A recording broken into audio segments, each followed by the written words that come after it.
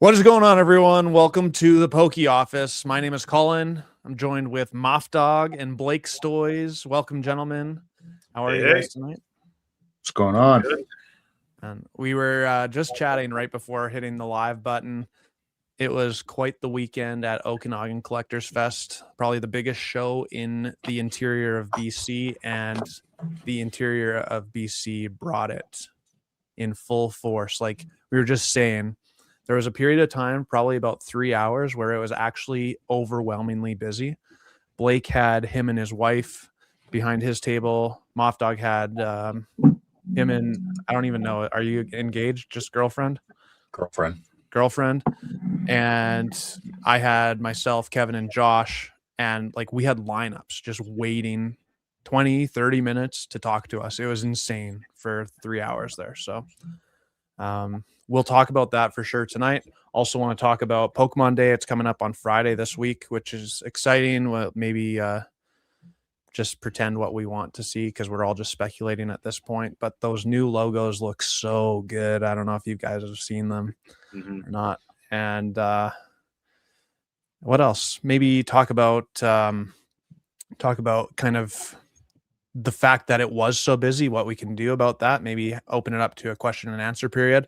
Before we get to it, I want to remind everyone we're live on Tuesday nights at 5 p.m. Pacific time, 8 p.m. Eastern time. If you want to catch it later, it's on the Poke Office YouTube channel and available on all the podcast platforms, thanks to Moffdawg.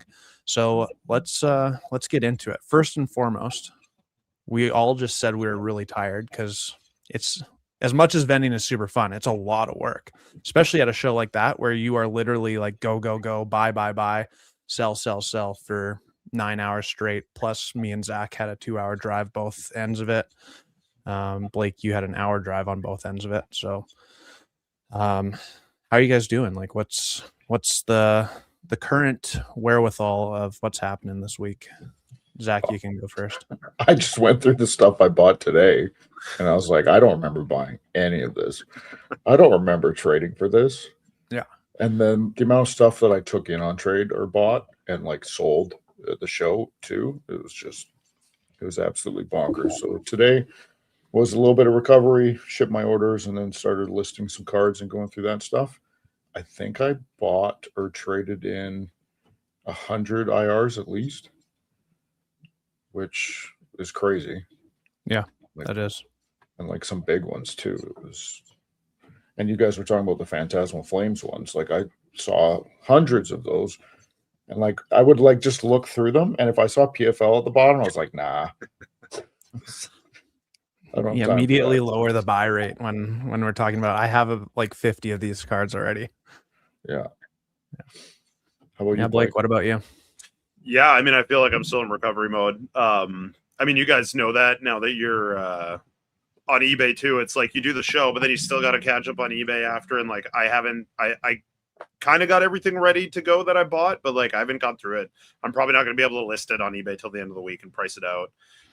It's just always in perpetual catch-up mode after those shows. The new inventory is crazy. Matt just commented he got a ton of new inventory too, so it sounds like it was the same story for everybody at the show. Yeah, I've never had that many people selling and trading like en masse. Like it was wild. I can't even really make sense of it. I don't know. It's a good time. Like I'm not complaining. I was saying this before we started. It's a bit of delayed gratification where for us who sell online and eBay, it's like I came home with less cash than I came there with. But I know I will get that back on the back end in a week or 2 years. It's just in that moment coming home with so much shiny cardboard and not as much shiny dollar bills, that can hurt a little bit. But it was good. Like it was crazy. I've never felt that busy. I won't say I was like, it was overwhelming, but I wasn't overwhelmed just because we've all done this now for a little while. So that was good. Like I felt confident in buying all that stuff and what I was purchasing, but man, that show was crazy and I'm still 100% in recovery mode. Yeah. So like moving the conversation forward, we were talking about first and foremost, like sometimes there was people actually waiting 20, 30 minutes to talk to us, which usually at a regular card show doesn't seem to happen. Like they're big enough where, okay, if I'm busy, they'll go on to the next table and maybe make their way back in the next hour or whatever. Not this show. Like there was just not enough space. So it's like, okay, you have what I want. I'm going to wait for you, whether it takes 30 minutes or not. And on that note, I'm fairly lucky because I have 2 trustworthy guys that I bring with, but like there's just no way that I would be able to do my 3 tables without 3 people. Blake, you do 3 tables with 2 people, which is crazy. Yeah, it's not ideal for sure. I mean, like you just touched on it there. You trust the people you're with. It's always hard to find that person you trust in a business like this. Rachel's amazing. Like she's a lifesaver at those shows, and she's never really done trades or anything. And about an hour into the show, I was like, you best download Collector and start comping out some cards and making some trades. So she would like refer to me, but she'd bring me a binder, be like, what should we trade for from here? And I'd point to a few things, and she learned on the fly. She got thrown into the fire for sure. But yeah, two is not enough at those shows, but it's a delicate balance between, bringing on the people you trust and that kind of juggling act. But we made it through. We survived kind of barely. Yeah. And Zach, you had Emily with you who also was doing buying and selling for you. So, I mean, it's kind of just, you give people a little bit of rope, right, to learn on the fly. Maybe they're going to make some mistakes. It's all good. And at the same time, like we were talking before the show, that's how me and you learn as well. I make mistakes every single card show. Zach, you said you make mistakes every single card show. The fact of the matter is that as we make mistakes, well, it stings a little bit, but now I'm not going to make that mistake again. So I'm learning with that. Now I've trusted Kevin and Josh at my table enough times that I'm fairly trustworthy for them spending $500, $600 of my business's money, which I mean, it's Kevin's business's money too. So I got to trust him for sure. But like the trust continues to grow as we expand our repertoire, right? This isn't, I don't know what to do today. It's like I need a 4-year time period of learning about cards and growing that. We always talk about leveling up. All of this is about, I have more experience with modern. I have more experience with vintage. I have more experience pricing out these cards. I have more experience in buying and trading these cards together. So, yeah, I don't know if I asked you a question or not in there, but no, it was 100%. Emily's used Collector for a little while now, 3 or 4 shows maybe. She'll come to me and just see if like it checks out kind of thing. If the cards are a little more expensive or something, she's like, does this make sense? Is this the right one? That kind of stuff. And then I'm taking her through a challenge. I think this weekend we're going to do a condition check challenge. And we might videotape it for YouTube, and I'll just put her to run her through the paces of comping and doing conditions. That's good content. And then I left. It was like 15 minutes before the show ended. We had quieted down. And so I did a quick lap. And while I was gone, she bought her first card. Like as a vendor kind of thing, and it was Frostlass from Ascended Heroes. Nice. So that was pretty cool. She did a bunch of trades, and then she's pricing cards on the fly. I'll like pick out 5 from something I just picked up. I'm like, okay, you can price these and go. And she probably sells more cards than I do because I stand by the more expensive stuff. And she's with the binder and the raw singles in my display case. Sounds awesome. It's sure nice that we all have someone we can trust, or some people that we can trust, because I just don't think the 3 of us could do the level of business that we're doing individually. No, it's that also show, cool. that's for sure. Yeah, it's cool hearing like the stages that like your guys' partners are at, like calling your business partners and then your partner Zach. It's like, yeah, you kind of gotta play to their skills. Like you said, I think Rachel actually makes more sales at the shows than I do. Because I go through all the photos and I delete the cards from there. Because I'm doing the deals, I'm doing the buying, I'm selling some of the bigger cards, stuff like that. So she's got that dialed. But the condition challenge is a good idea. I can't wait to watch that video. That's gonna be sick. Also, shout out to Riley North Collects for hopping in. I don't think he's been on before. He vented at the show. And he says Rachel, I think that was in reference to Rachel helped him out a couple different times. So yeah, super cool. It's nice. I do need to hire help. I talked about this publicly on the weekend. But my hurdle is just finding that right person that you can trust. It's not going to build instantly. But man, that's a battle. Like you said, it's partially Kevin's money, Colin, so it's less of a worry in that regard. Rachel owns half the business. She steals from me. It's just going back into my own bank account, so that doesn't matter. Yeah. But when you bring in somebody who is not invested in the business. It's a whole different story. So that will be my next challenge going forward here. Yeah. In terms of like what was coming across your table, was it a mix of everything? Were you seeing a lot of hype around Ascended Heroes? Like I obviously was seeing a lot of hype around Ascended Heroes because I had ETBs available. Were you seeing vintage? Were you seeing modern? What kind of stuff was standing out, Zach? Saw a bit of everything. I saw a decent chunk of mid-era, which was cool. I saw lots of people shopping the SIRs from Ascended. Mm-hmm. They're coming around for their offers. I saw like the Pink Pikachu, the Feraligatr. I saw a Gengar, Dragonite, and some others.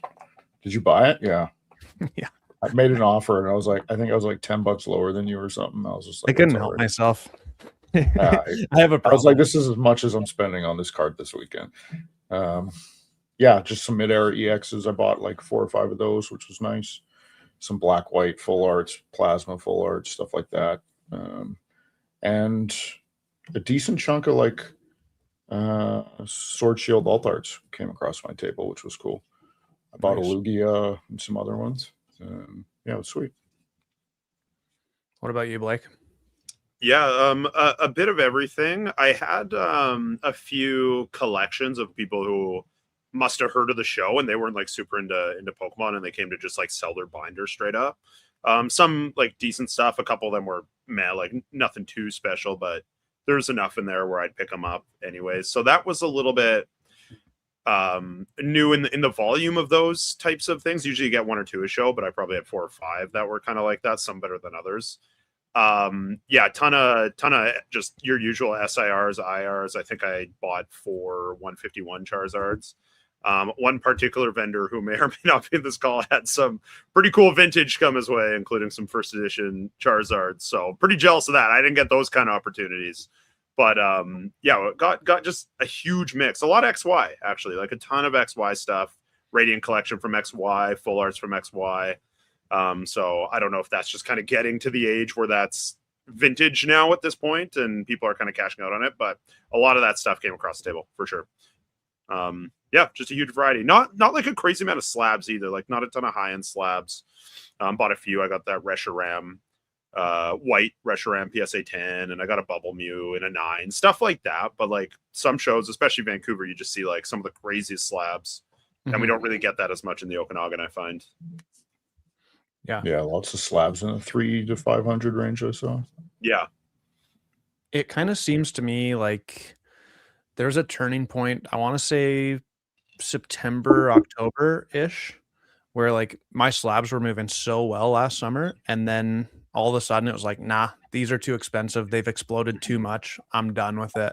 I don't know if there was any correlation with like PSA buying Beckett or PSA having all the shenanigans that they're doing, or if it's just the fact that the market was too hot and needed to cool off a little bit. I'm not really sure. Do you guys notice that as well? Like my slabs don't move very much in the recent times, even though I don't have a ton of them, to be fair. I sold more slabs than ever on Saturday. Really? Yeah.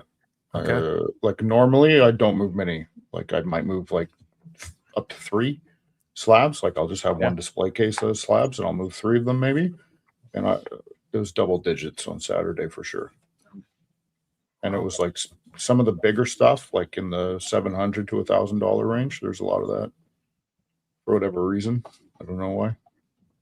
Cool. Yeah, I sold a lot of slabs in Vancouver, but again, we were talking about this too. We had lineups at all of our tables, I feel like, and with the lineup to talk to me kind of covered the slabs, and I sold for sure double digits. I don't know how much, probably like a similar amount to you there, Zach. But I had a pretty big display of slabs, but it was all kind of blocked at like any given time. So I don't know if that affected the sales. In terms of eBay, I don't notice slabs declining. So I don't know if it's just sort of a local issue where slabs don't seem to be as popular. Like even in my shop in the couple days that I'm there a week, it's singles that sell. It's not slabs really that move in there. Yeah, so maybe just a local thing. I don't know. And then again, I think that lineup blocked kind of people looking at slabs and like that's my side of the table at our booth. So while I'm busy with just buying stuff and dealing with people, I might have had people that were waiting to like buy a slab over at the far end of the table, but because I was focused on that, I might have missed some opportunities there as well. So yeah, it's tough to say, but I think all those little things kind of play a factor in slabs not being like a huge mover at the shows. But again, like the big money sales are slabs too, so it's kind of like a give and take there. Yeah, for sure. North Collect says, yeah, first 2 hours of the show, half of my slabs are gone. Wow. So Good for you. yeah, that's crazy good. And the other thing, lots of One Piece. I bought some One Piece. Did you? Yeah, I spent about 1,000 on One Piece. Okay. Very You cool. have some out already though, Zach, like, right? So people I know didn't this interesting. time. Okay. Yeah. I didn't get anybody trying to sell me One Piece. So I'm really curious. Like I was talking to Hassan, the guy who runs the show, a little bit afterwards. And of course we were talking about like maybe expanding. I mean, he's talking about expanding. I was just chatting with him about it. Maybe a little bit more sports, maybe a little bit more Riftbound, maybe a little bit more Magic in One Piece. Like was there enough there to have people specifically interested, or is it like just a straight up Pokemon event? Because it kind of feels like a Pokemon event to me, but at the same time, I literally didn't leave my table for the entire show. I didn't walk around because I was busy. So It was very heavy Pokemon. I didn't see a lot of One Piece when I did my lap, and I heard a few people comment that there wasn't much One Piece. There was a little tiny bit of Magic. I had a guy bring a nice Magic card over to try to sell to me. Didn't get it. He went to another table that had a few Magic cards, and he worked out a better deal. So props to him. I bought some One Piece from him, but I think definitely would be cool if there was a Riftbound person. I don't have the inventory anymore for that. I've got boxes, but that's it. But I just wasn't sure if people would be there, so I didn't bring any boxes. But I think you need a couple good One Piece vendors for sure. The way it's taken off, there's some sports there, but I don't think there's a ton. mm-hmm. I think you have to promote it in a certain way too, right? Like it's possible, but it's promoted. Like it's pretty obvious that it's primarily a Pokemon show. The thing about Hassan is he's really good at promoting. He does good ads for the show, and he puts a lot of money behind it. But you know, I think if he did it right, you'd see a lot bigger crowd. But I think people just know it's Pokemon, right? And some sports. But the talk is, like you said, Colin, he wants to divvy off like at least the sports maybe in another room and keep, you know, our room TCG. I think that would do a lot for the show. It would make the sports folks less overwhelmed by the amount of TCG nerds that are in there at any given time. And then it would kind of, you know, consolidate it a bit. So it's not, you know, you're not having to hunt around as much. And then you can promote more that there'll be a whole separate sports area. Get a ton of sports people out that don't have to navigate through that. So I think that's the right call. Hopefully he does that, but that's his choice in the end. Yeah. Well, I mean, honestly, whatever he's doing is working. Like I certainly don't want him to quit because holy smokes, I think all three of us and everyone who was there in the chat think that it's the coolest card show that we go to. Yeah. Like arguably the only one that I'd say is cooler is Van City because I get to be there for 3 days of it rather than a single day. Yeah. But my goodness, this show just rocked. I look forward to going to Kelowna quarterly for sure. So yeah, I know there's talk like some other vendors want to make it more frequent or what have you. And I don't know. It's a balance. Like you got to build up that hype. You got to make it a special event. I don't mind having other shows around the area in that time frame, but I think Assad's onto something special with the quarterly shows. And people save up. They're hyped for it. They're waiting for it. They got their money ready. It's different. Yeah. Oh yeah. So well, that's such a nice thing because as you guys know, I was in Vancouver at least twice per month last summer, moving into like October. And you see a lot of the same vendors at every single show and a lot of the same, like there's not a lot of different cards going around. Like the displays are always the same stuff. At Okanagan Collectors Fest quarterly, everyone's cases and card binders have changed so drastically in the span of 3 or 4 months that holy smokes, this is exciting. Like I understand why people want to go consume every table for 30 minutes. Like they spend the entire day there. Yep. So I like it. Yeah, I think quarterly's the right frequency for sure. Yeah. Maybe it gets big enough where you can make it like a 2-day thing and do quarterly, but I don't see doing it more frequently, especially with all the other stuff that's going on. seems like every weekend there's a show somewhere in BC that you can get to. Yeah. If you really want to. Yeah, for sure there is. So moving forward, if anyone has anything to say, feel free to join the comment section right now. I want to open this up to the chat as much as possible tonight. What were you guys seeing and what are you seeing now with Ascended Heroes? Like for me, as you two know, I had 46 ETBs. I was sold out, I think, within like the first 3 hours, maybe 4 hours of the show. And I probably could have sold at least double that, maybe triple. Like people were still looking for it. And man, people were excited about the set too. Like it's a really good set. And having opened a couple hundred packs of it myself, it is really something special. I think it's gonna run pretty wild here for a little bit. What do you guys think? I'm going to defer to Blake. I mean, it's a big set. It's a cool set, right? It's going to have legs for sure. I think that month gap between that initial release and the ETBs caused a lot of pent up demand and hype, right? It just feels special to get your hands on it now because those 3 packs were so hard to get your hands on. Like Colin, we know this, but it's a business podcast. I priced my ETBs incredibly cheap. I mean, they're still expensive, relatively speaking, but they were cheap compared to market price. I'm still in the mode of promoting my business for sealed product, and I sold out. I think I had 18 or 19. I kept one back, so probably 19, and they sold out in 10 minutes. I think at the price. I know. I saw everyone joining coming into the doors, and it's like, I need that ETB right Which now. was like too much. I didn't think it'd be like that. So that was maybe my mistake there, but it's all good. I'm still trying to get my business into the consciousness for sealed in the community. So anyways, the hype is huge. Even today, I barely get phone calls at my store. Like I'll go a full day there and nobody's calling my number. It's on Google, but I had 2 calls asking if I had any Ascended Heroes today. And a couple people came in asking for it too. So like the demand is still there. I think it's just going to stay high. Like there's not enough out there right now. We're still in a hype cycle and it's a very limited release even to this point. All the products aren't out in the wild yet. There's still multiple waves of products being released. Demand is through the roof. I think it's great. And the set rules. It's a better set than Prismatic in my opinion. So the demand is justified. So I think it's just going to continue like until we start seeing those Costco boxes. And even then, like Prismatic got cleared out of Costco within 30 minutes of every drop, right? Like I think Ascended is going to be the same way.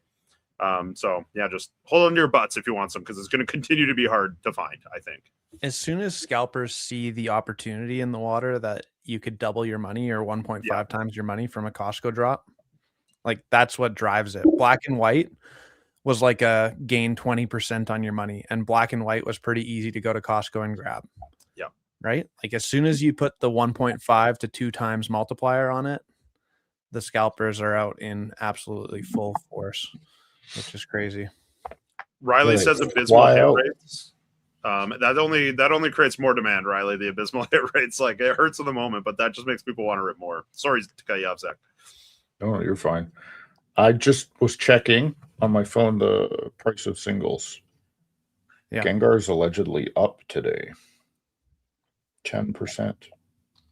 Are you on collector or what? Yeah, and almost everything else is down 10% to 20%. So let's I'll just share my screen real quick here. I think in about a week we'll kind of be at this first bottom for singles prices. I think it'll take a week of dropping a little bit for some. Maybe not Gengar though. I can see Gengar staying high. This is up a lot. I mean, that seems a little bit. All it takes is one sale, I guess, on collector to make that skyrocket. This card, I had. Don't they just take the TCG player market price and convert it on the modern stuff? I think so. Yeah. But like one big sale makes the price go up right now, is what I'm saying. Anyways, this one I had priced at $525 on the show. So down a little bit. This one's up too. And this one, I don't know what I had priced. I bought that one too. Holy smokes, I'm a degen. Oof. And that one. What were we saying about business mistakes earlier, Colin? I'm just kidding. I'm kidding. Colin needs the hottest, most recent sexy singles. Yeah, at it his makes the table. case look good. It's It branding does. for the case for sure. It brings people together. Man, to go to North Collects, abysmal hit rates. I actually find that the hit rates are fairly generous in the set, to be honest with you. Like, I don't know if it's bad for SIRs, but we've had I have fire fingers on Thursday nights, but it's been good. So I like it. This just in. Guy who ripped a God pack says the pull rates are good. Shocking. Colin absolutely loves the set. Anything that has shiny cardboard, Colin absolutely loves it. That's exactly right. They seem to be normal, and now you just have IRs, which makes it feel a bit better than prismatic. Well, it feels so much better than prismatic. It's not a Pokeball or Master Ball. So much better than prismatic. The hit rates always feel tough on these sets because you're only opening like an ETB at a time, whereas other sets you're opening a booster box, and you're not going to get an SIR every time, but you get them a lot more frequently when you open that product. So I think that adds to the feeling. The Crown Zenith, I think, was peak because it felt like every pack you got a hit. They just had such a variety of hits. It was pretty rad. So I was scrolling social media today, and someone had posted like the top hits of Ascended Heroes compared to the top hits of Evolving Skies. Now, I fully recognize that we're talking about apples and oranges a little bit. Main series set, specialty set, but man, like the top hits in Ascended Heroes, totally bang, totally slap. If you look comparing the art or just everything, like the pricing as well. You have what, the Moonbryon, you have the Rayquaza VMAX, there's the other Evolution VMAXs. I can't remember what the Dragonite V is another top card in Evolving Skies. There is some like fan favorite and great Pokemon in Ascended Heroes. If you just look at like Pokemon popularity, artwork, everything about it, like Ascended Heroes feels like an amazing set, all things considered. And I'm not ready to say that it's better than Evolving Skies. I might get there, but hot take alert. Hot take alert. Holy crap. I just need to stop talking. Make me shut up. Well, I think Evolving Skies has more desirable Pokemon, but I think Ascended Heroes has a better variety of Pokemon, if that makes sense. It's hard to compare like you said, it's not apples to apples, it's apples to oranges, right? So if we're comparing Ascended Heroes, I think it's fair game to compare it to other special sets, but like Evolving Skies for a standard set to have all the alt arts and SRs, like alt art of pretty much every evolution. Sometimes two if you have a V and a VMAX in that particular set. Rayquaza V and VMAX, like it's an insane standard set that I don't think we've seen anything comparable to it, even in the Scarlet and Violet era. But when you start getting into, comparing it to Prismatic and the Black and White and all these other special sets, like that's fair game. And I think Ascended Heroes blows all those out of the water. But yeah, definitely not fair to that poor little set to compare it to Evolving Skies. All I'm hearing right now is buy Evolving Skies. That's all I hear right now. Yeah? Yeah. I mean, isn't it actually down a little bit? Well, I'm just thinking about the price of those cards and the price of the cards in Ascended. I'm just like, oh man, maybe I want to buy some more Evolving Skies alt arts. It definitely has the feeling that, like, if you look at some of the really expensive cards from Black and White and X and Y, like another 5 years on Evolving Skies, some of those alt arts have got to be thousands of dollars at some level, at some point. But, probably quite a few of them. Yeah, they're exciting stuff. So is Ascended the best set that we've seen in the last 3-4 years? What's better? I'm just asking. Like, I'll go first, and Blake can share his opinion whenever he wants to. But I had so much fun opening 151. But as much as I have all the 151 nostalgia, the SIRs in Ascended Hero are way better than the SIRs in 151, and there's so many more of them. So then I had so much fun opening Paldean Fates as well, because I wasn't around during Hidden Fates. Shining Fates sucks. So Paldean Fates with all the baby shinies and like literally sleeving a card every pack you hit or every pack you open is like super fun. The Bubble Mew was awesome when it was $80, and it's still awesome now that it's like $700. The Charizard is one of my favorite cards of Scarlet and Violet era, but Ascended Heroes trumps Paldean Fates by like a 10-1 margin, I think. And then what else is there? Shrouded Fable might give Ascended Heroes a run for its money, but I can't believe you said that with a straight face. it was hard. It wasn't a straight face. It was hard. Prismatic is just super cool because of the evolutions, but the fun factor of opening Prismatic Evolutions is absolutely terrible until you hit an evolution. Like, it's not very fun at all. Black and White is already forgotten about because no one cares. Even though I think it's rule. the Black Cold and White Earth and was Vessel is a tough one to beat. Yeah, hell yeah. Yeah, I mean, I don't know. It almost feels too soon to compare it to all the other sets. You almost need like a little bit of lag time. You need to open some packs. I need to feel how miserable I get, right? That all plays a role.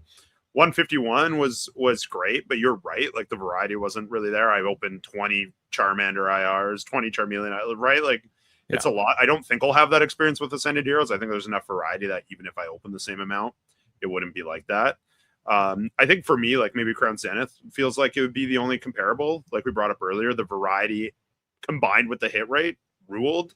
Even at the time of opening, like, let's take money and dollar amounts out of it. Like, it was easy to find. You could rip a bunch of it, and that was a good experience for me. Like, I had a ton of fun opening that set. So yeah, I'm gonna guess that it'd be kind of right in that ball game when it's all said and done for me. But right now it feels way better because it's all new, and every time I pull a card, I haven't ever pulled that card before, or I haven't ever owned it.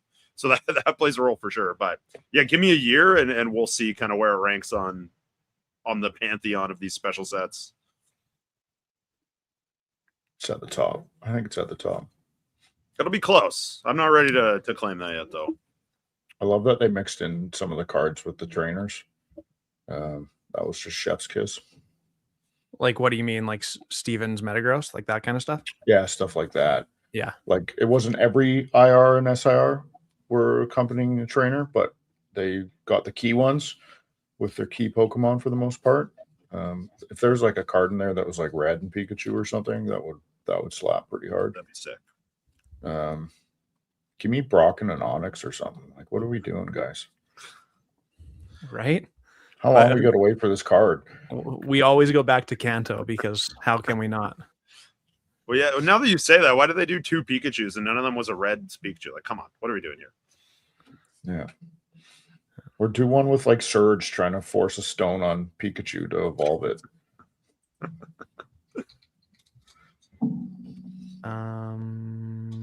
What is that called again? Just trying to find something. Blake, quick dance. Is that good?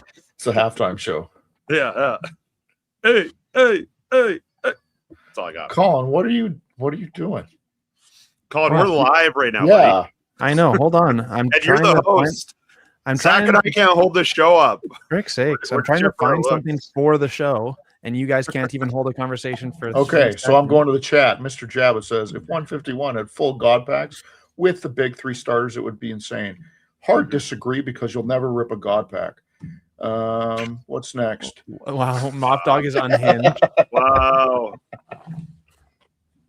Only Colin pulls God packs, okay, guys? But the elusive prismatic God pack, like, I just got to keep ripping prismatic, I guess. Do it right now. I guarantee if you rip an ETB right now, you'll pull one. Young think? Ty says, are you going to make a Degenerate Heroes hoodie? You could do Yes, like I was Descendant going Heroes. to look at that because I really think I should, and I can envision it already. Just like my prismatic hoodie, Degenerate Heroes will be in like the text font of Ascended Heroes, and it will be the Dragonite on this card. See if I can get it. There you go. Wearing a hoodie in Poke Office fashion, and I think it's going to be an utter banger. So stay tuned. Speaking of, if you don't mind sharing, given that this is a business podcast, you had pre-orders for your hoodie up at the show. Did you get any? How'd that go? No. Don't share. Okay. No. I was curious. Let's lots of people asked. So I think so here's my honest assessment, and I don't know if it's actually true or not, or if it's just me liking things and everyone else hates it. That could very well be it too. But I think the way that I have it set up, I'll share my screen here for a second. These are available on my website. But if people read this, right, I have it, we're taking pre-orders until March 23rd. So there's like a month left to go, you know? So I think that scares people a little bit to spend 70 or $100 knowing that they're not going to get a hoodie for another month and a half. So I think this is like probably not the best marketing decision by me, but I want to give people an opportunity, and I'm only going to print it once. That's the thing. So give people a couple weeks to put their pre-orders in if people need a payday or whatever. So lots of people asking. I think that the design turned out absolutely phenomenal. And even if I'm I have some pre-orders for it. So it's not like I'm the only one who's going to have the hoodie, but none at the card show. So if you want to go order it, this is, you go to the pokeoffice.com, hit the merch button up here, and you can get a hoodie. You can get a t-shirt or the combo, and the combo saves you $10, and I will be shipping early April on those. It's really nice quality. So thanks for the shout out, Blake. Appreciate that. I admire different things at card shows. I think we touched on it. You see the same things quite a bit. So I was impressed that you were doing it. I'm sad to see it wasn't a big success, but good for you, Colin. That's great. Yeah. I mean, and I think that it's just kind of cool to have some different things. People have been asking me for merch because lots of YouTubers do have merch. Yeah. And it's just, the reason I'm doing a pre-order rather than just having it available is I don't know if it's worth me like putting the risk out there to print 50 hoodies or to print 20 t-shirts or whatever, because you have to carry every size. With the pre-order solution, it's like, okay, well, if I get 3 smalls and 2 extra larges, I don't have to buy any mediums. It's just I buy what I need. Yeah. I think you would have sold them at the show if you had them on hand. I think it's really hard to sell a pre-order for something. That's what I'm saying. Especially at that card show, right? So like, I mean, I'm not scared of risk either. We've talked about it. Like, should we just print 20 of each size and bring them to card shows? Because I think people would be interested. I think there's enough people who like Umbreon, who think that Umbreon wearing a hoodie is cute, who think that Prismatic is a funny play on words, like all the things. I think it would work, but it's still 20 of each size times $30 per t-shirt. Like, it's a lot of money. It feels like an impulse decision. So I think Zach's right. Like, you know, somebody's going to be at a card show. They're going to like it. They're going to buy it in the moment. It's not like a plan ahead, pay my money now, get my hoodie in April type decision. But you're right. Like, you know, hoodies ain't cheap. Shirts ain't cheap. If you order 50 of each size, like, you're going to be sitting on product for a while for sure. That's a big investment to make. So yeah, it's a tough balance to do that. And on this note, like, Degenerate Heroes, if I get this made in the near future, like, strike while the iron's hot. Prismatic is already a year old, right? So it's like, hard to know. But I have a few people really interested, and it's almost more of an inside joke on the Poke Office live stream more than anything. So if I cover all my cost basis, I'm a happy guy because I get a hoodie out of it that I absolutely love. I'm really, really happy with how it turned out. So that's cool. Go pre-order one, for goodness sakes, everyone. Seriously. Okay. I have to talk about these because I just think these are the coolest things in the history of the world. So they're fire. Like, I hope to God this is the stamp on the cards. Well, like, how can it not? If they spent this much time going through every single Pokemon in the Pokédex with a 30th stamp, like, because if you go to Pokemon Center and you look at the 30th anniversary apparel, Like, it's just such trash with like the Pikachu and the 30. It's the exact same logo as Celebrations, but 25. If they put these on cards, like, it's just gonna be the coolest thing ever. I don't know. My favorite Pokemon got. So, like, if you have a Charmander card, that's going to be the logo on the Charmander card. Then is that what you? That would be my absolutely hope. love that. Yeah. Or And I actually think like Charmander got variations done really dirty. of every card with the different stamps. So you have 151 variations or something. Did they do 151 or how many Pokemon did they do for these logos? All of them? Didn't they do every single Pokemon? Yeah. Okay, so we got what, 1,000, 1,100 variations of every common and uncommon? Every single one. Plus Pokeball, plus Master Ball. The Voltorb one is good. It's just the 30, like the 0 is just the Voltorb. Hisuian Voltorb, is that? Just the regular Voltorb one. Pokemon number 100. Where is Up that? a little bit higher. Right there. Here?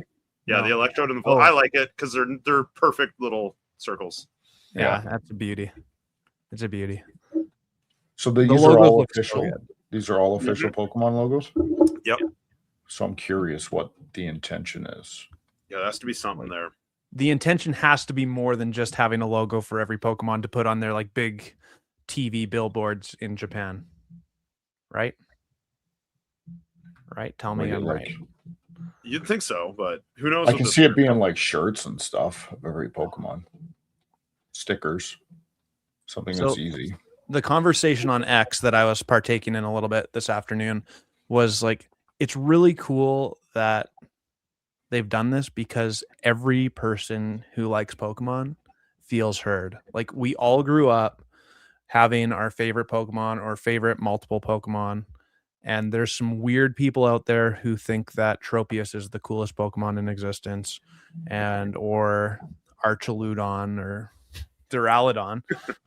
That's their favorite Pokemon. Those people don't exist. Literally, there's something for everyone, which I love so much. It's not just Pikachu, it's not just Charmander, it's not just Squirtle or Bulbasaur. It is literally, there is a logo for everyone's favorite Pokemon, and I think it's just like the coolest thing, coolest throwback to celebrating the fact that we all grew up dreaming about having our own partner Pokemon standing right beside us. You know, I'm in love. Sometimes they get it right, and I think they actually got this right, making those logos. They don't always do that, but they did in this particular venture. They still have time to get it wrong, though. If they put that Pikachu 30 and they slap that on cards, that's a huge miss. That's a guarantee. I don't know why we're even questioning that. That will be the logo on every card. I would bet the mortgage. Barf. I'm gonna buy the 30th, the swag with these Pokemon on it. I'm getting a Tropius, a Duraludon, and an Archaludon. Yes. And I'm wearing them at every show just to spite you, Colin. I'm standing up for my Tropius stands out there. Let's go. Yikes. That's bad. I'm gonna rip up every Tropius card. The thing about those three, the people that like those three Pokemon, that stuff won't sell out. It won't get scalped. That's true. So you can sleep in on launch and you can get it a week later. You're fine. But honestly, like, I meet people at almost every card show where I'm collecting Slurpuff or I'm collecting random Pokemon number 376. Like, it's just crazy to me that exists. But I met someone on Saturday who was collecting every Crobat card. Yeah. Oh, I want to meet that person. I love Crobat. Yeah. Who's that? But I don't know, some chick. And she was really cool, really nice. We chatted for like 5 minutes. And unfortunately, I didn't have any Crobats available. But like, I think that's so cool that people enjoy the hobby in so many different ways. Because that's totally not my jam. I don't care about collecting a single Pokemon. But the fact that other people do, like, I totally respect it. And the more that I vend, the more that I make videos, the more that I do all of this stuff, I just have so much appreciation for different ways of enjoying the hobby. And I think if there's like something to take out of Pokemon recently is that there is so many ways to enjoy the hobby, even though product's hard to find right now, even though product's expensive, like, you find new ways to do it. And the people who are really enjoying the hobby have found new ways to enjoy the hobby rather than just ripping open packs when they used to be $4 a pack. Now they're 10. Yeah. 100%. Species collectors are cool. Yeah, and usually that means they have some sort of tie to it, right? Like whether there was their starter in a game, like the first game they played. There's always kind of a neat story too. And then Colin, like what you said as well, like there's so many new collectors. Even at the show today in my shop, there was 2 new people that were like just totally new to Pokemon. They heard about the shop, they just want to find product. I always try and say just like focus in on either a Pokemon or a set. Like keep it narrow enough when you're starting where you're not going to get totally overwhelmed. Because if you just like, I want a little bit of this and a little bit of that, like it never ends, and then you're just going to go bankrupt. So, like, just keep it concise, and that's where these collectors who are like just focus on one Pokemon, like that is the perfect way to do it. If that's what you want to do, like you fill out a cool binder, you kind of cover the whole gamut. You can usually, like, depending on the Pokemon, cover a whole bunch of eras of cards, and you're not gonna, kill yourself trying to, get every Pokemon from every set, right? Like it's a great method to collecting. Just don't do what I did. I started by wanting to complete evolutions. And once I mastered evolutions, I was going to master every English Pokemon card ever made. So don't do that. Well, you could still do that. It'd be super fun. No, I sold them all. What are you talking about? Ah, dang Start it. again. Yeah. Oh, dang it. Let's get to the next topic here before we really open it up to the chat. Pokemon Day is on Friday, February 27th. There's the Pokemon Presents happening, I think at like 6 a.m. our time. Is it? Watch party? Yeah, Live? sure. Live stream it. Is it? I might be wrong about Usually the it's time. 6. Usually it's 6 PST.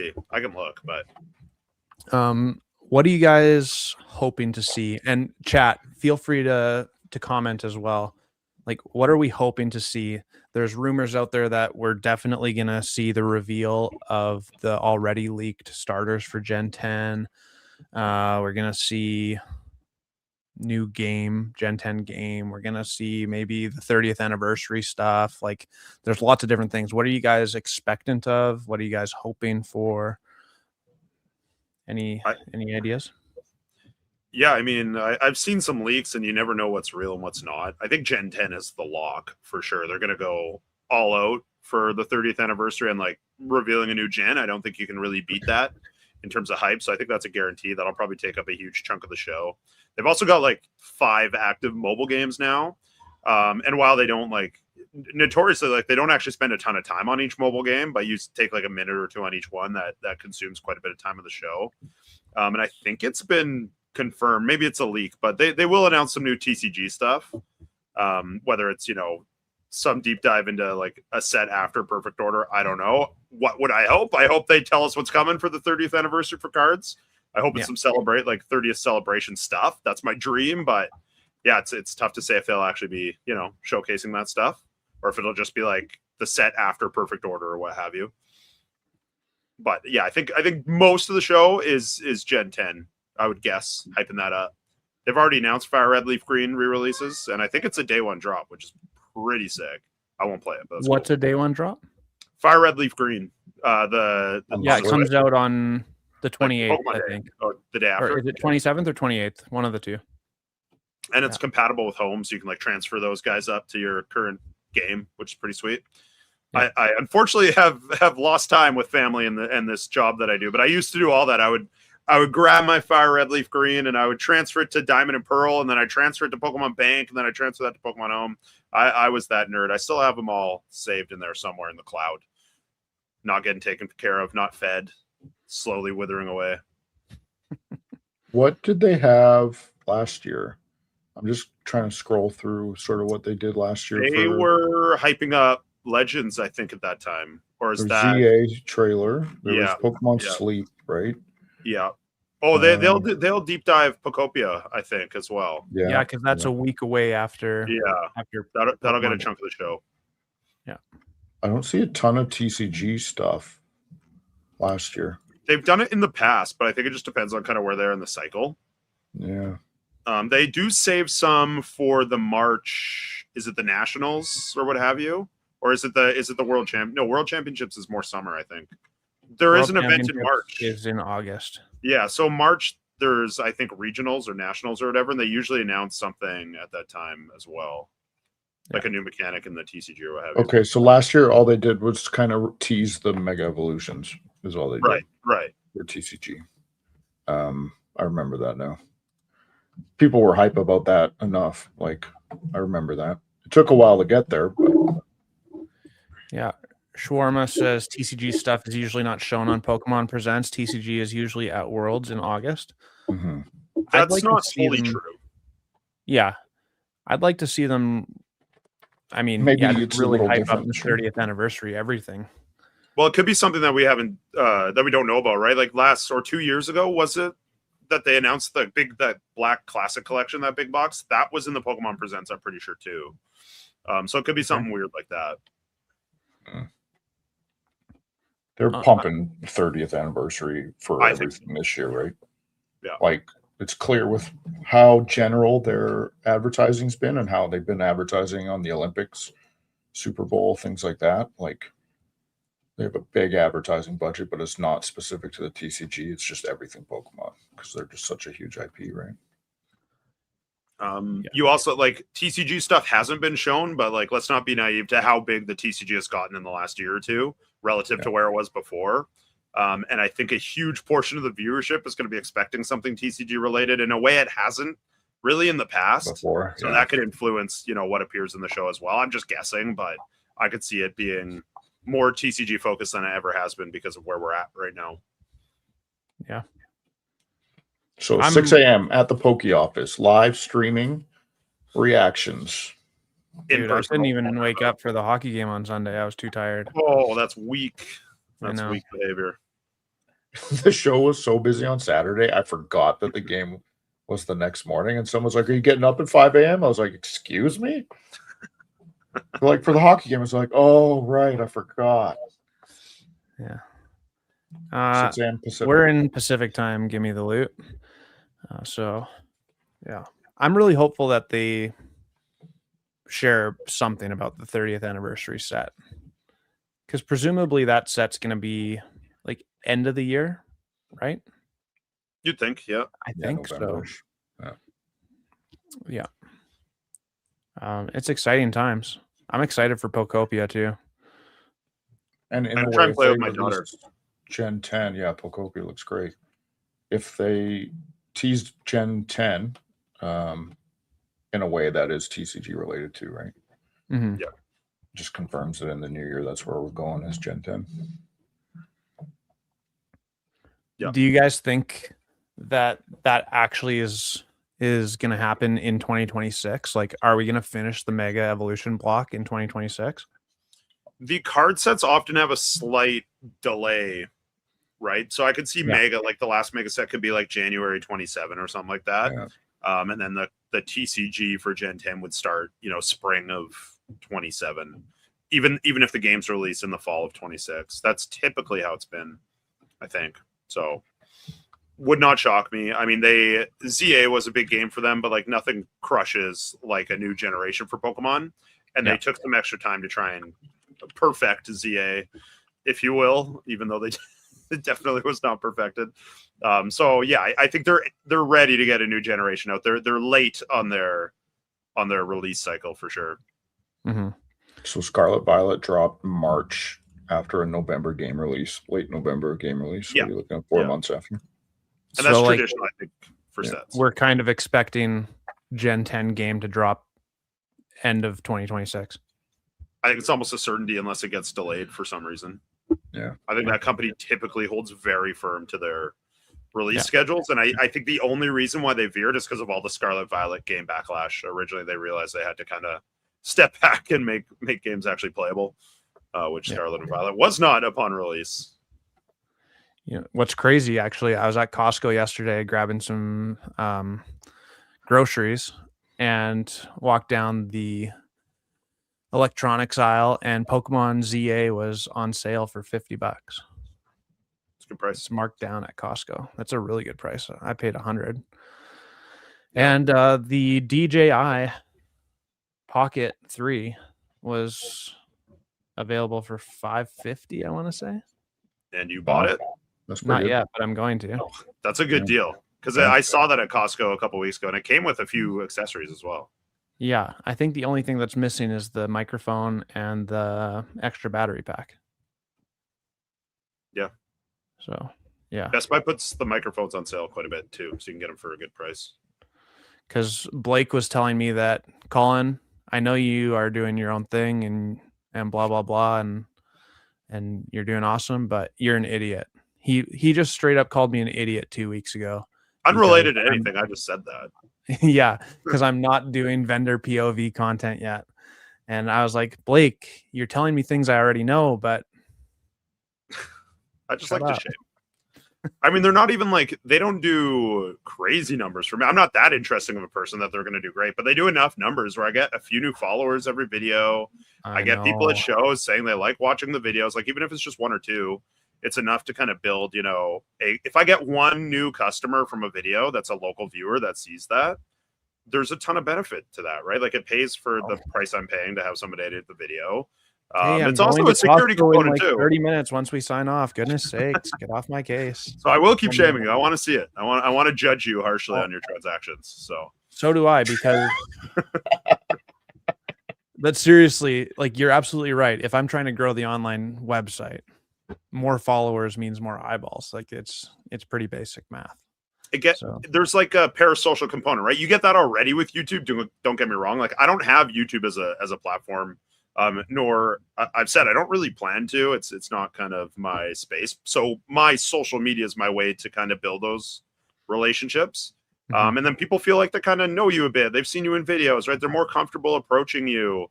It's even in the store. People are like, I saw your videos, so I came in, I looked you up because I was local to you. Like, it's so many different avenues. People see it, and then that transitions to sales eventually down the line.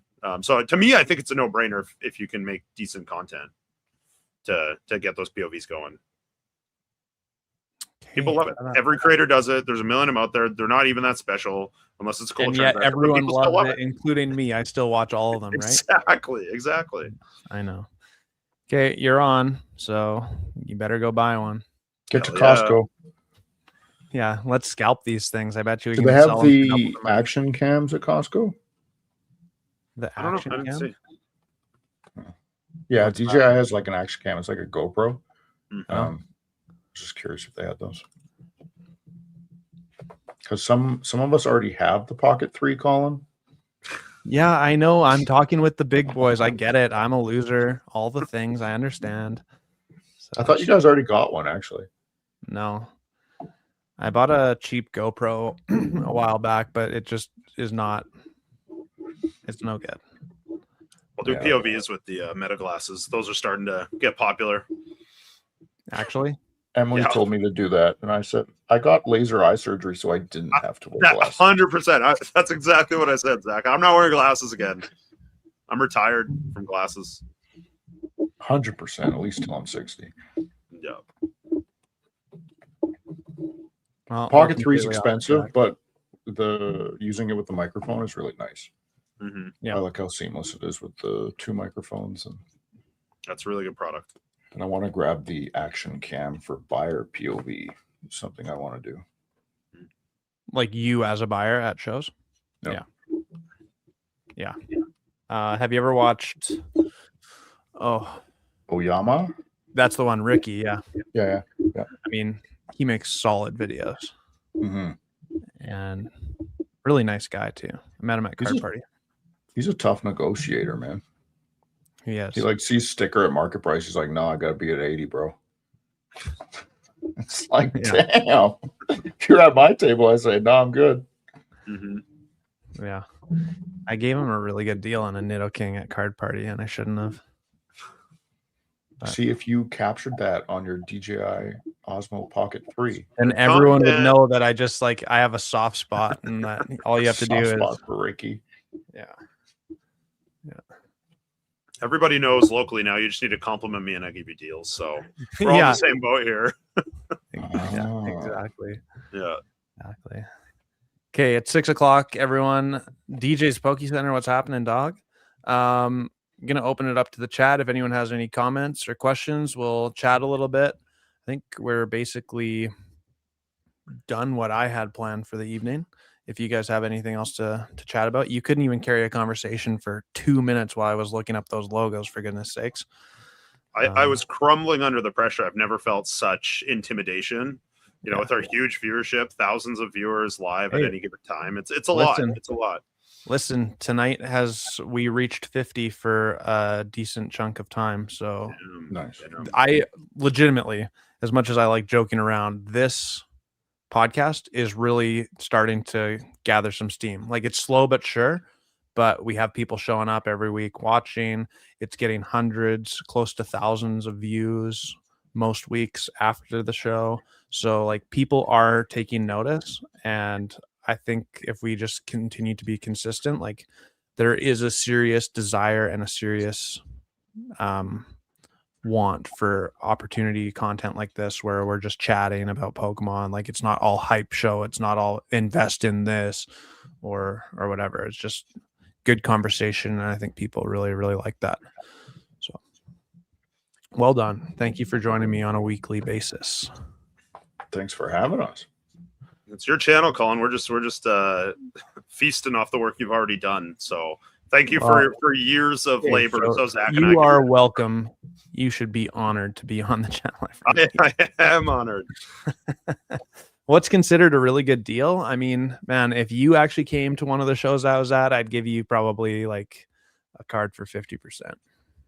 Snack Bread, if you traveled here, I would give you a card for free. Ooh, that's sexy time. But actually, what is considered a really good deal? I would say 60% of market on something liquid. I don't know. Yeah. 60 or 70%, I think, is a really solid deal. Yeah. I think I don't have, like, I'm sure you guys are the same, but I'm fine giving deals out, like, as long as it's within reason. But like, I don't know, Riley, who's in the chat, like, I don't mind throwing him, you know, a few bucks off or whatever. If they're continually supporting us, like, yeah, even if it is down to like 80%, but they're coming back all the time, and you know, it's I think it's good relationship building. And I mean, I don't mind hooking up other collectors if they're looking for something specific. So try not to be too much of a dink on that. If you're a dink to me, though, I will not give you a deal. I can't say that word anymore. A dink? Yeah. Dual income, no kids. Who's at the casino show this week? We just bought our table today because Bossa was a bit of a hard person to get a hold of for us. We've been asking for weeks, but like the show is this weekend and he's handing out vendor passes like now. It's kind of crazy. Yeah. It was kind of annoying. Let's see. Which PokeTubers do you guys watch the most? Who's like your Mount Rushmore of content creators? I think you guys are probably the better ones to answer this. I don't consume a lot of YouTube content. I'm the kind of guy that like lays in bed for 20 minutes and flips through reels on the phone, but I'm not there watching a ton of YouTube videos. Zach? SM Pratt, even though he barely makes videos. I like that Rusty makes videos, but he's an OG. He's not really known for being a creator. God, Mount Rushmore, I just don't want it to be anyone that just opens packs, if I'm being totally honest with you. I mean, I feel like you watch Rudy basically every video, right? Yeah, I like Rudy. I've liked Rudy for 7 years or something. I like Poke Knowledge. God, who else is there? I like Jar Chomp. He's pretty good. I don't know if he's Mount Rushmore yet, but he's pretty good. Is Primetime Pokemon still making videos? I don't know if you guys know him, but he would open packs and he was always just so chill. Like, the vibes were always really good. I don't know if he's still ripping new sets, but I used to watch him back in like the XY days. Oh, you know who should be Mount Rushmore? Max Mofo. Don't know who that is. I think the Poke Office is for sure on the Mount Rushmore. Maybe in the middle. Yeah. Maybe in the Catch middle. them all. Yeah. Poke Office is a tree really high up on Mount Rushmore.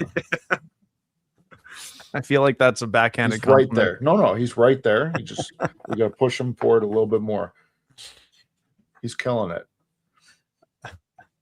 I watch every one of my videos just to get that extra view. So I'm the one I watch. Attaboy. That's grinding. I'm actually not surprised. I watch most of Rudy's videos. I watch a lot of DJ's Poke Center. I watch a lot of his videos lately. Mimic Brew goes in spurts. Sometimes I watch them, sometimes I don't. which is fairly general for most content creators. I go in spurts because oftentimes I find myself liking what Alex Nostalgianomics has to say, and then he gets a little bit too in his own ego, and then I stop watching for a little bit. And The then, algorithm, right? Kind of directs you. Yeah. Stumble upon someone's What video, shows up? and that's all it's showing up. And yeah. For instance, I watch a lot of Vegas Matt, and now I've been watching Bluff Gambles a lot more than Vegas Matt because he plays a lot of craps, and I enjoy his content. And now I don't watch Vegas Matt quite as much, even though I watch most of the time. Hit a huge bonus yesterday. Makes me want to gamble. Goodness sakes. Oh, I'm gonna put Sleeve No Card Behind as honorable mention for Mount Rushmore because his content is so unique and good for people. He'll be there in a year or two, I think, on the Rushmore. He's crushed it. And he puts a lot of work into his videos. Like, he values quality, and he's local to us, which is sick because I think he's only going to keep blowing up. I got to talk to him for a while on Saturday, so that was nice. Yeah, he borrowed a card. I don't want to spoil this next video, but he borrowed a card of mine for the video, and I think it's gonna be really good and pretty eye-opening for some people. Like, that's what he does. He like reveals stuff or like points you to things that you may have never noticed before. And it's new. Like, it's he's not borrowing content from anybody. He's not borrowing ideas. He just like comes up with these, and it's good. It's good stuff. We did like a little game for one of his upcoming videos, and it was actually quite hard. I'm not going to reveal what it was, but yeah, it might be linked to what you were talking about, Blake. I think it's a brilliant idea, and it's just like, it'll be so illuminating for some people. Yeah. So like, yeah, in terms of unique original content, I don't think anyone in the space is doing it like he's doing it. Yeah. One more that I should mention that haven't been mentioned yet. Deep Pocket Monster, like some of his more recent videos have been like as top notch gets. Like the one where he's master setting Umbreon and then gives it back to the guy he bought it from. Yeah, I can't believe I forgot of him. He's got to be at the top of Mount Rushmore, no? I mean, just the fact that I've met him a couple times too, and he's like the most down-to-earth guy. He's willing to talk to anyone. He puts it all on the line for the Pokemon community. True ambassador. I think he's top notch. Snack Bread likes every one of his comments. Nice work, buddy. Gotta love that. Gotta love that. I only do 3% of my sales on eBay, usually niche stuff. It takes me so long to make listings, and I can't get anywhere near market after fees for most items. How much of your guys' sales are on eBay? Mine is probably 90. We're talking with two majority eBay guys. Mine is, I don't know what a percentage would be, 5 to 10% probably right now. So, yeah, I'm 90 or something. I don't know the exact number, but it's. Yeah, I'm probably not that high now that shows are ramping up so much. Like I depends on the show, of course, but I'm probably like between 80 and 90 somewhere, I'd guess, off the top of my head.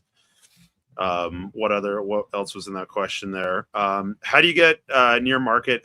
Yeah, Game Castle 0.005 for me.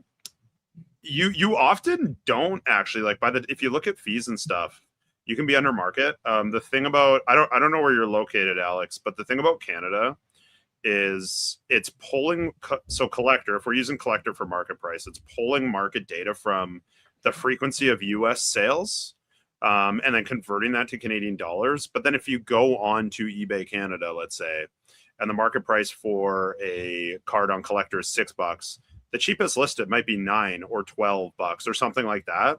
Yeah. And if you price it just right there, right in that like cheapest listed within Canada, our market that we're all in, and wait a day or two, somebody will usually snap that up because there's no other option. They can't find it cheaper anywhere else in the country. And then by the time you factor in your eBay fees and your shipping costs, you kind of get down to near what market would be. Get close to market, yeah. Yeah, and you might come under, and if it's competitive, if there's way more listings of the card, you may have to take a bit of a dip. But all of us regularly, with exceptions, we regularly buy around 70%. And that creates a bit of a buffer. So let's say I'm losing 15% or even 20% if you factor in like fees and shipping and all that kind of stuff. At least we're leaving ourselves a little bit of room if we do have to sell cards at market, and we might only come home with 10%. But my philosophy is do enough volume where it's doesn't really matter too much. And it's a lot of labor and it's a lot of my time. But that's paid off immensely for my business model. There are other vendors that, you know, they won't sell online because they don't want to eat those fees. They'll just sell at market, but they'll do that in store, in person. And that's totally fine and justifiable. That's a lot harder of a model for us in the British Columbia interior, where we just don't have the market to sell any and everything inside of a shop or at a show.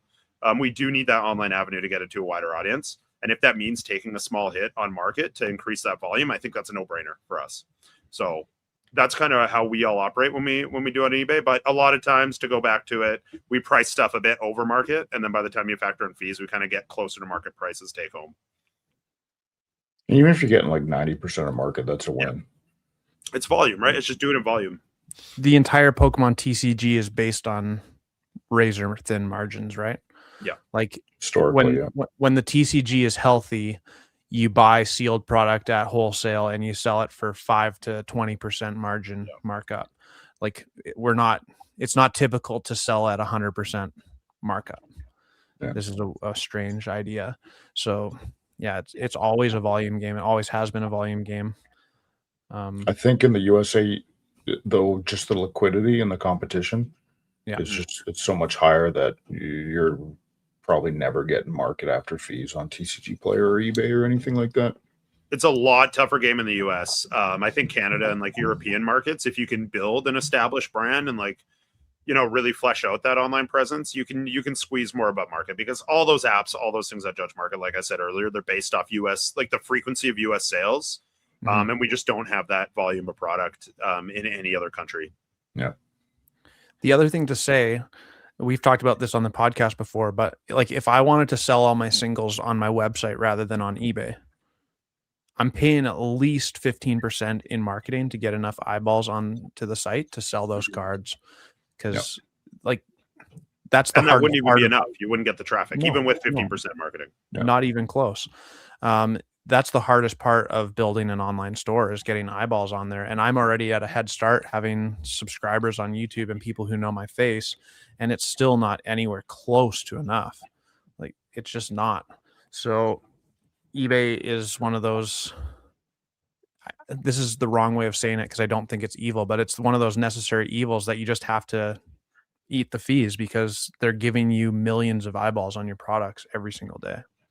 So, yeah, and the way like that helps me navigate that, and that you guys have adopted too, is like have enough volume of product, like have enough inventory on there where people are going to order 4 or 5 or 6 cards at a time, and then you're only generally paying one shipping cost. So that's going to alleviate it. You're not paying that, you know, initial 30 cents plus a percentage on the order, especially for the smaller cards, because that can add up real quick, right? You're just paying that 30 cents once, and then they're just paying a percentage on top of that. Like there's little tricks like that. And then also, like, not to get into a huge eBay conversation, but this is obviously the world that I live in and Zach lives in so much of our day, and Colin and Kevin now too. Buy your supplies in bulk to lower the cost as well. All that stuff makes a huge difference. If you're new and you're not selling a lot, yeah, you may be sitting on a big box of envelopes for a while, but just do it. Just eat that cost up front, and you know your price per piece is going to go down quite a bit. And that all that stuff adds up significantly when you're talking about the amount of fees that eBay takes. eBay's great for the niche stuff though too. It is. Yeah. For Alex there. I have stuff that I'm like, yeah, this is going to move on eBay, but it's not moving at a show. And so that stuff's going straight to eBay. But then I've got lots of modern liquid stuff that I think I can move pretty quickly at a show. And some of it I just won't even list at a show. So I'm going to try to maximize my margin in the short term here on that. And DJ, if I can comment on that, sorry, Colin, but if I can comment on that comment that you wrote there, I think that's totally true for sealed. And I think Colin's following helps him with that. I think like Zach just said, some of the niche stuff, like for somebody, let's say, like I sell some weird stuff to like Singapore and Hong Kong and like Brazil. And it's like to find Colin's website, even with 15,000 YouTube subscribers, to find that one specific weird ass single that might be like a 20 or 30 or $40 single, but to like hunt to a point where they find Colin's site, it's just, like almost certainly not going to happen. Whereas on eBay, you know, for sure that would happen. You say, yeah, you just meant sealed. Yeah, totally. Sealed's a totally different game. I don't sell any sealed on eBay. You just lose too much. There's too much competition. I just actually sell it only locally in person right now because I have a little bit of an audience. But yeah, eBay is not the answer for sealed. But for singles, especially niche singles, no question. In my mind, it's the answer. You know, I would say eBay provides more than just eyeballs too. In terms of like the taxation and remitting sales tax and things to the government, your international sales, you're not dealing with VAT and registering for all these foreign taxes, right? All those registrations you're not doing. eBay's the one that's registered. They charge the tax appropriately, so you don't have to deal with that. You're getting shipping discounts. So if you're in Canada, the shipping discounts you're getting through Canada Post are like 50% at least for track shipping, which is huge. You're not getting that cheap anywhere else, not on Shippo, nowhere. So logistically, there's a lot of nice benefits that it also provides in addition to the eyeballs. So like, yeah, no one could buy singles. If all of us had websites up and running, someone from Singapore is not buying a single from us. Yeah. To Blake's point, right? And we're not registering for whatever laws and stuff we need to, you can't. And your accountant won't even be doing that, right? They're like, no, you're selling in Canada, right? Maybe you expand to the US. Even Pokemon's had videos about not knowing about the different tax rules in the different states, and he's getting hit with these huge bills and fines when he was early on because he didn't realize that he had to register in that state and not this state and all that other stuff, right? eBay removes all those headaches. So there's a lot of advantages. I think TCG Player is the same. I would think they're owned by eBay. They might not have quite as many features. I'm not sure. Does TCG Player have a built-in shipping, like discount label creator kind of thing? I don't know. Yeah, I don't know either. I do want to touch on this too. Like in terms of sealed product, DJ, you maybe know something that I don't, but I think you hit the absolute jackpot of like the fact that people are pinging your site on Discord immediately. Mm-hmm. Like I have not had the same level of response on my website as you have to anywhere near the extent. And I probably have a lot more product than you do. I'm guessing that's not a slam by any means, by the way. So I look at all of the majority of the main sealed sites in Canada and I price accordingly. Like I'm not there to make a huge margin on my sealed product.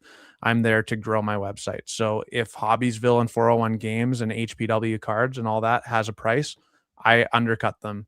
And just undercutting price doesn't bring sales to my website. Like it's more than that. And it also probably happens to be a negative for me that I'm in Canada because most of my audience is American. Like my YouTube audience, the analytics say I think is like 80% American.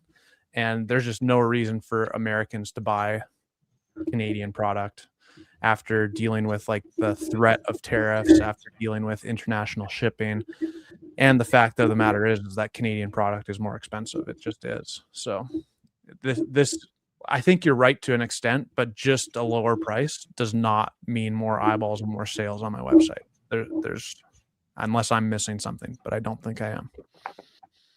People are cautious buyers as well too, right? That's where eBay comes in. They have a brand reputation. They protect the buyers and the sellers. If someone's buying from a random website, sure, they can file a chargeback if they get scammed and go through that whole process, but it's a pain in the ass. So I think having that brand, that recognition plays a huge role. Whereas like Colin, you're making progress, but you're not like one of the big boys in Canada at this point. No. And you're not getting pinged on Celadon's X account. Like you're just not there yet. And there's some buyers that are only going to buy from like those top 5 brands, regardless of price, right? They might look at yours and be like, why is Colin so cheap? I don't feel good about this. That seems sketchy. Whereas, you know, people who know you're just trying to like compete in the marketplace, right? So yeah, I mean, I'm sure it's the same in the US too, and it's just a matter of brand building, but yeah, there's a lot of nuance to this game. For sure. Young Ty says, question about leaving eBay feedback as a buyer. If I purchase 10 cards from a seller, does it help the seller to leave feedback on every card? Yes and no. I mean, your count goes up, so you get like a total feedback that's kind of in the back end, but it doesn't actually increase your score by 10. So if it's all in the same order and you ordered 10 cards, it's all in order and you left 10 feedback, that only counts as 1 additional feedback to your public score. But it does increase the back end score, I guess is the easiest way to put it. Do they use the back end score for the top rated seller? I tried to do the 99%? math on that, and I couldn't figure it out, so I don't actually have an answer on that. Because if it does, then yes, it would Yeah. it would benefit the seller. If it doesn't, then it probably wouldn't. Yeah, but the big thing, the public score, it doesn't give you 10 on that. There you go. Well, gentlemen, if you have more questions or comments, feel free to leave them. We got about 9 minutes left, but we're going to wrap it up here pretty quick. I don't have much else to say. I think it was a great podcast. Thanks for being here, guys.